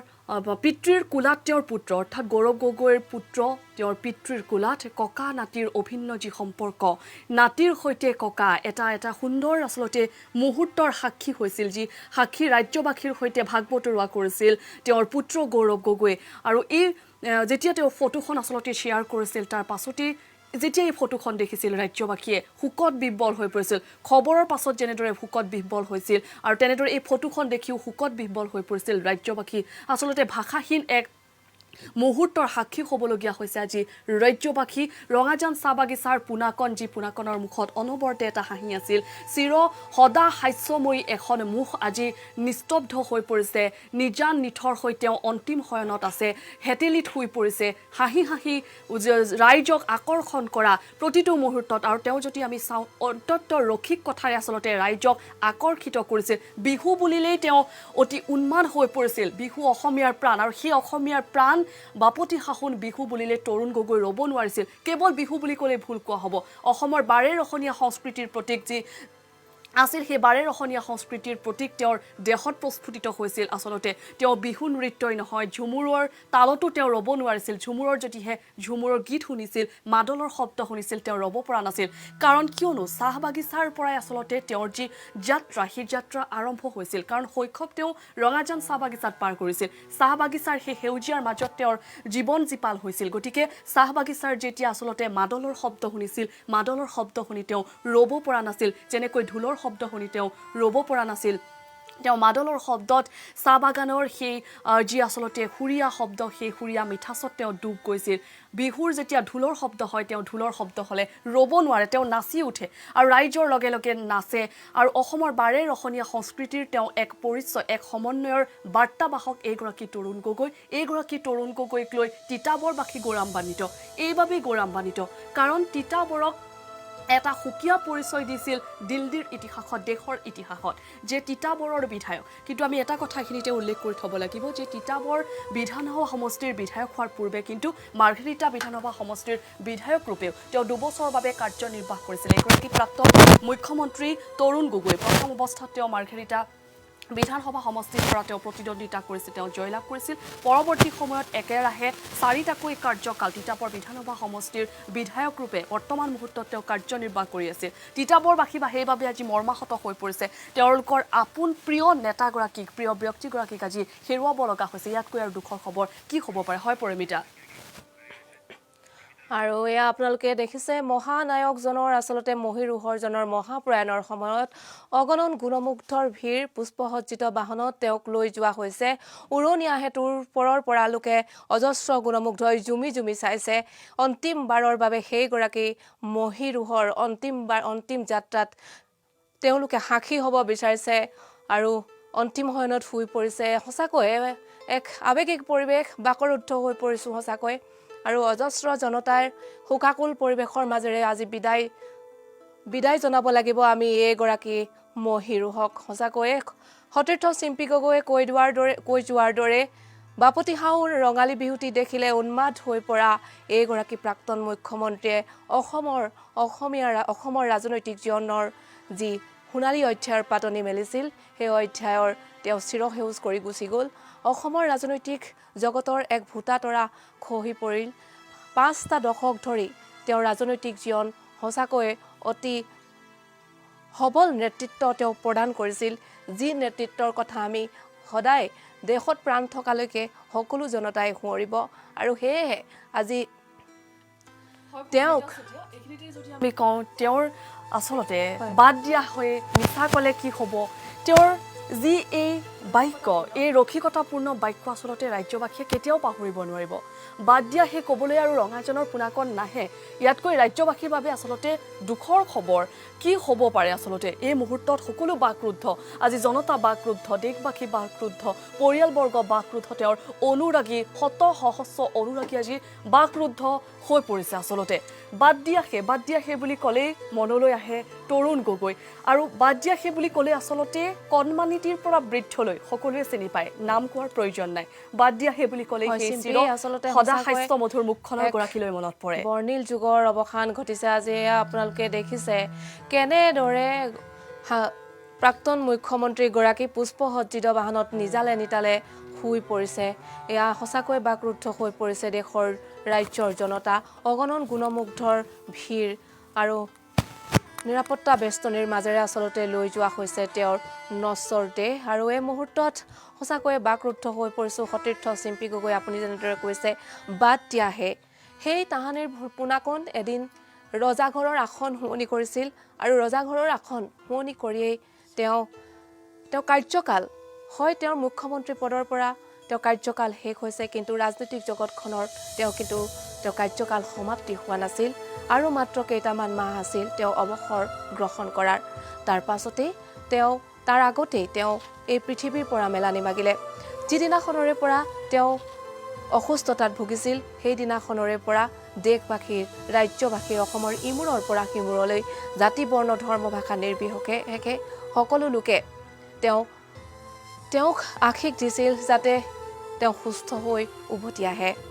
তাৰ পাছত তেওঁ কোভিডত আক্ৰান্ত হোৱাৰ পাছত তেওঁ আৰোগ্য হৈছিল কিন্তু পুনৰ শ্বাস প্ৰশ্বাসজনিত ৰোগত ভুগিছিল ততাতৈয়াকৈ তেওঁক চিকিৎসালয়ত ভৰ্তি কৰোৱা হৈছিল তাৰ পাছত তেওঁ অতি কষ্টৰে তেওঁ যুঁজ দিলে আৰু যুঁজ দিলে তেওঁ আৰু অৱশেষত অন্তিম শয়নত হৈ পৰিলে আপোনালোকে দেখিছে উৰণীয়া সেতুৰ ওপৰৰ পৰা কেনেদৰে গুণমুগ্ধই চাই ৰৈছে অন্তিম শয়নত থকা সেইগৰাকী বৰ্ষীয়ান নেতাক প্ৰাক্তন মুখ্যমন্ত্ৰী তৰুণ গগৈ এই মুহূৰ্তত অভিজিত আচাৰ্যী সতীৰ্থ সাংবাদিক অভিজিত আচাৰ্যীৰ সৈতে পুনৰ আমি সংযুক্ত হ'ব বিচাৰিছোঁ অভিজিত আচাৰ্যী বৰ্তমান আপুনি ক'ত উপস্থিত আছে অভিজিত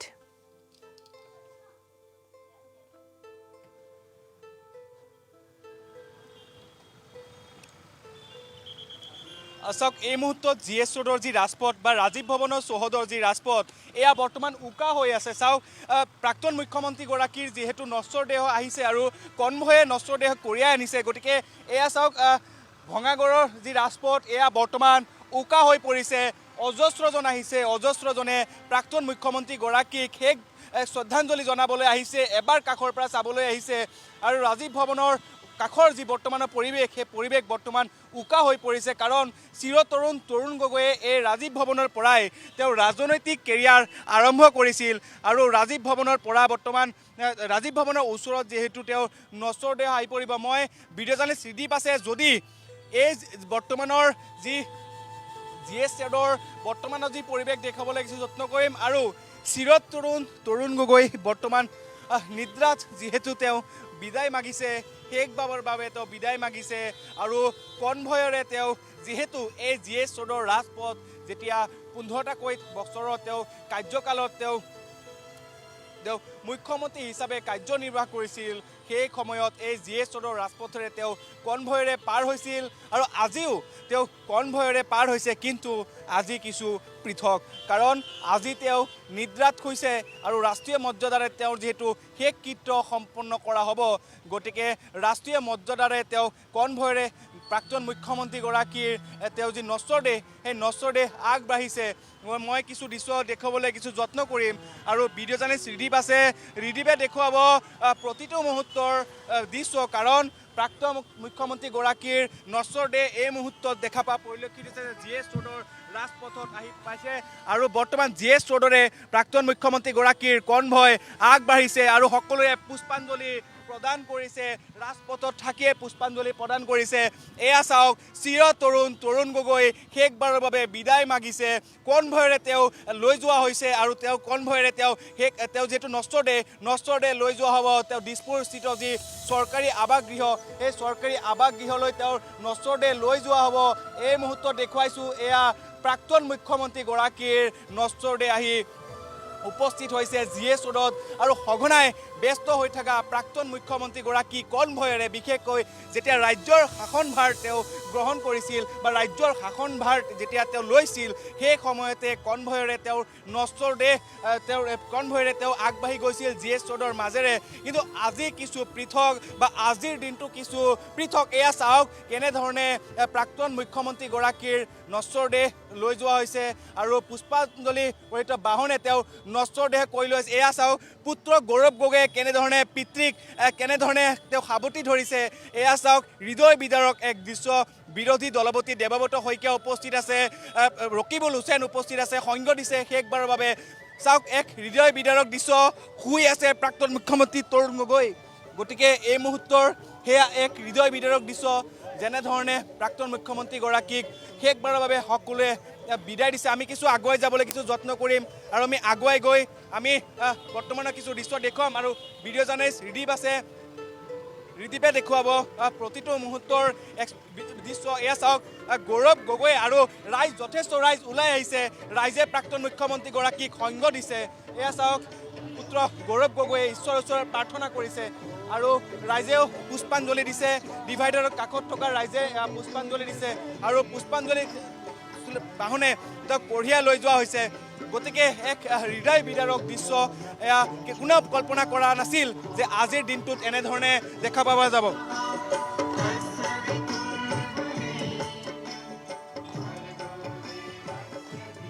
তেওঁ GS ৰোডৰ পৰা দেখুৱালে কংগ্ৰেছ ভৱনৰ সন্মুখভাগত তেওঁ উপস্থিত আছে আৰু এনেদৰে তেওঁক শেষ বিদায় জনোৱা হৈছে এগৰাকী মহান নেতাক আৰু প্ৰাক্তন মুখ্যমন্ত্ৰী তৰুণ গগৈৰ অন্তিম যাত্ৰাত এনেদৰে শেষ শ্ৰদ্ধাঞ্জলি যাচিছে অগণন গুণমুগ্ধই এয়া GS ৰোড স্থিত কংগ্ৰেছ ভৱনৰ সন্মুখভাগ য'ত উপস্থিত আছে আমাৰ সতীৰ্থ সাংবাদিক অভিজিত আচাৰ্যই আচলতে এগৰাকী মহাপ্ৰয়াণৰ মহাপ্ৰস্থান ঘটিছে আৰু বৰ্ণিল তেওঁৰ জীৱন গাথা যিহেতু এজন ৰাজনৈতিক নেতাৰ কেনেকুৱা এখিনি গুণ থাকিব লাগে কিখিনি গুণে আকৰ্ষিত কৰিব পাৰে এজন ৰাজনৈতিক নেতাক এই সকলো গুণৰ সৰ্বগুণৰ অধিকাৰী আছিল এগৰাকী প্ৰাক্তন মুখ্যমন্ত্ৰী তৰুণ গগৈ আৰু যিগৰাকী লোকক যিগৰাকী নেতাক কোনো ৰাইজে বৰ্তমানলৈ বা অতীতলৈও পাহৰি যাব নোৱাৰে চিৰসেউজ হৈ থাকিব চিৰতৰুণ প্ৰাক্তন মুখ্যমন্ত্ৰীৰ স্বৰ্গগামী হৈছে যদিও তেওঁ চিৰসেউজ চিৰতৰুণ হৈ থাকিব কিয়নো তেওঁ জীৱিত কালচোৱাত দেখা পোৱা গৈছিল হাঁহিয়াল সেই মুখখন ৰঙিয়াল সেই মুখখন আৰু তাৰ পাছত ক্ৰমান্বয়ে তেওঁ ধাপে ধাপে উন্নতিৰ জখলাত আগবাঢ়ি গৈছিল আগুৱাই গৈছিল বলিষ্ঠ নেতৃত্বৰে তেওঁ কংগ্ৰেছ দলটিক আগুৱাই নিছিল অসমখনৰ উন্নতিৰ ক্ষেত্ৰত যথেষ্ট অৱদান আছে যি অৱদান আমি নকৈ ক'ব নোৱাৰোঁ যি অৱদান আমি পূৰ্ণ হৈ ৰ'ব সম্পূৰ্ণ অসমৰ ৰাজনৈতিক জীৱন তেওঁৰ অৱদানে অতি সাৱলীল তেওঁৰ নেতৃত্ব দিছিল অতি শক্তিশালী কৰি তুলিছিল তেওঁৰ নেতৃত্বত কংগ্ৰেছ দলটো এটা 15 বছৰ ধৰি তেওঁ দীৰ্ঘকালীন সময়ৰ বাবে তেওঁ মুখ্যমন্ত্ৰী পদত অধিষ্ঠিত হৈছিল আৰু আজি সেই অসমৰ সুসন্তান সুতনয় আজি শুই পৰিছে নিয়তিৰ চিৰ সত্য চিৰশ্বাসত সেই সত্য মানি অজান মুলুকলৈ গতি কৰিছে অনন্ত ধামলৈ গতি কৰিছে এইগৰাকী প্ৰাক্তন মুখ্যমন্ত্ৰী তৰুণ গগৈ আৰু প্ৰাক্তন মুখ্যমন্ত্ৰী তৰুণ গগৈ পত্নী যেহেতু ডলি গগৈ বৰ্তমান অসুস্থ হৈ পৰিছে তেওঁৰ মৃত্যুৰ খবৰ পাই তেওঁ অতি মৰ্মাহত হৈছে আৰু হুকত ভাগি পৰিছে লগতে তেওঁৰ স্বাস্থ্য অৱনতি ঘটিছে আৰু তাৰ পাছত অৱশ্যে বৰ্তমান তেওঁ দিছপুৰস্থিত যি চৰকাৰী বাসগৃহ তাৰ সেই বাসগৃহলৈ লৈ যোৱা হৈছে আৰু তাতে উপস্থিত আছে অগণন গুণমুগ্ধ আৰু সঁচাকৈ ক'ব লাগিব এই মুহূৰ্তত ৰাজ্যবাসী সঁচাকৈ বাকৰুদ্ধ হৈ পৰিছে আৰু এই মুহূৰ্তত পুনৰ আমি অভিজিত আচাৰ্যৰ ওচৰলৈ যাব বিচাৰিছোঁ অভিজিত ৰিদীপ আছে GS ৰোডৰ পদপথেৰে আজি উকা GS ৰোড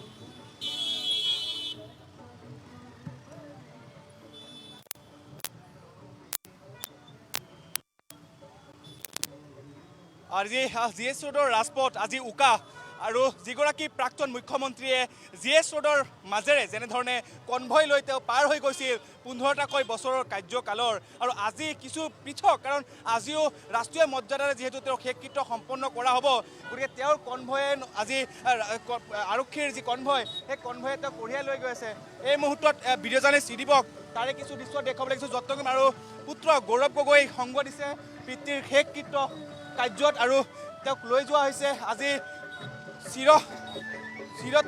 তৰুণ গগৈ আজি নিদ্ৰাত গতিকে এক হৃদয় বিদাৰক দৃশ্য হয়তো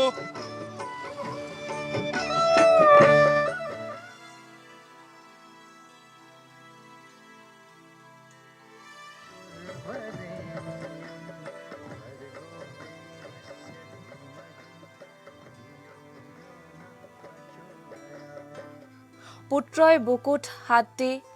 এখন হাত তেওঁৰ বুকুত থৈছে, এখন হাত তেওঁৰ পিতৃৰ কফিনত থৈছে। এক মৰ্মান্তিক দৃশ্য, সঁচাকৈ ক'ব লাগিব। এক বৰ্ণিল জীৱন গাথা এইগৰাকী ৰাজনৈতিক জীৱনৰ। আমি সেই ৰঙাজান চাহ বাগিচাৰ ধূলিমালি গছকি দিল্লীৰ মছনদলৈ ৰাজকীয় যাত্ৰা কৰা তৰুণ গগৈৰ যি বলিষ্ঠ অৱদান, এই অৱদান সঁচাকৈয়ে অতুলনীয়, অপূৰণীয়। আমাৰ মাজৰ পৰা তেওঁ কায়িকভাৱে হেৰাই গৈছে, কিন্তু তেওঁৰ যি আত্মা, সেই আত্মা আমাৰ মাজত, ৰাজ্যবাসীৰ মাজত, দেশবাসীৰ মাজত সমগ্ৰ জুৰি তেওঁৰ যি অৱদান, সেই অৱদান জিলিকি ৰ'ব। তেওঁৰ অন্তৰাত্মা সকলোৰে মাজত বিদ্যমান হৈ থাকিব। এয়া আপোনালোকে দেখিবলৈ পাইছে। এখন কিছু যান্ত্ৰিক বিজুতি ঘটিছে যদিও আমি আপোনালোকক দেখুৱাই আছোঁ তাৰ সম্পূৰ্ণ পোনপটীয়াকৈ সম্প্ৰচাৰ। এখন হাত তেওঁৰ বুকুত, পুত্ৰ গৌৰৱ গগৈ, এখন হাত তেওঁৰ বুকুত, এখন হাত তেওঁৰ পিতৃৰ কফিনত। সঁচাকৈ অতি মৰ্মান্তিক দৃশ্য, অতি শোকাবহ দৃশ্য। পিতৃৰ শেষ বিদায়, আৰু সেই শেষ বিদায়ত এনেদৰে সংগ দিছে। তেওঁ আৰু কৰিবনো কি, এনেদৰেই সংগ দিবলগীয়া হৈছে, যিহেতু তেওঁৰ আশীষ লৈ তেওঁৰ এই পৃথিৱীলৈ আহিছিল পুত্ৰ হিচাপে। আৰু অন্তিম শয়নত শুই পৰা এগৰাকী প্ৰাক্তন মুখ্যমন্ত্ৰীক, তেওঁৰ পিতৃক, তেওঁৰ পিতামহক এনেদৰেই, তেওঁৰ ৰাজনৈতিক গুৰুক এনেদৰেই তেওঁ বিদায় জনাইছে। অতি দুখজনক দৃশ্য সঁচাকৈ ক'ব লাগিব। এই মুহূৰ্তত আমিও বাকৰুদ্ধ হৈ পৰিছোঁ। আৰু যিহেতু ৰাজনীতিবিদগৰাকীয়ে দেখুৱাই গৈছিল ৰাজনীতিত কেনেকৈ অজাত শত্ৰুক জিনিব পাৰি। জাতি, বৰ্ণ, ধৰ্ম, ভাষা নিৰ্বিশেষে সকলো লোকৰে মাজত তেওঁ প্ৰিয়ভাজন আছিল। এজন ৰাজনীতিকৰ যিখিনি গুণ থাকিলে সেই ৰাজনীতিবিদজন জনতাৰ মাজত প্ৰিয় হৈ পৰে, প্ৰিয়ভাজন হৈ পৰে। সকলো গুণৰ অধিকাৰী আছিল এইগৰাকী প্ৰাক্তন মুখ্যমন্ত্ৰী তৰুণ গগৈ। আৰু তৰুণ গগৈৰ, প্ৰাক্তন মুখ্যমন্ত্ৰীগৰাকীৰ এই অন্তিম যাত্ৰাত দেশবাসীক সঁচাকৈ বাকৰুদ্ধ হৈ পৰিছে, সঁচাকৈ ভাষাহীন হৈ পৰিছে। আৰু এই মুহূৰ্তত আমিও ভাষাহীন হৈ পৰিছোঁ। অতি আৱেগিক মুহূৰ্ত আচলতে ক'ব লাগিব। যোৱাকালি আহিছিল সেই অপ্ৰত্যাশিত খবৰটো। সমগ্ৰ দেশজুৰি শোকৰ বন্যা, সমগ্ৰ ৰাজ্যজুৰি, ৰাজ্যৰ চুকে কোণে দেখা পোৱা গৈছিল শোকৰ বন্যা। আৰু তাৰ পাছত আজি দ্বিতীয় দিনা তেওঁৰ চৰকাৰী বাসভৱনলৈ লৈ যোৱা হৈছে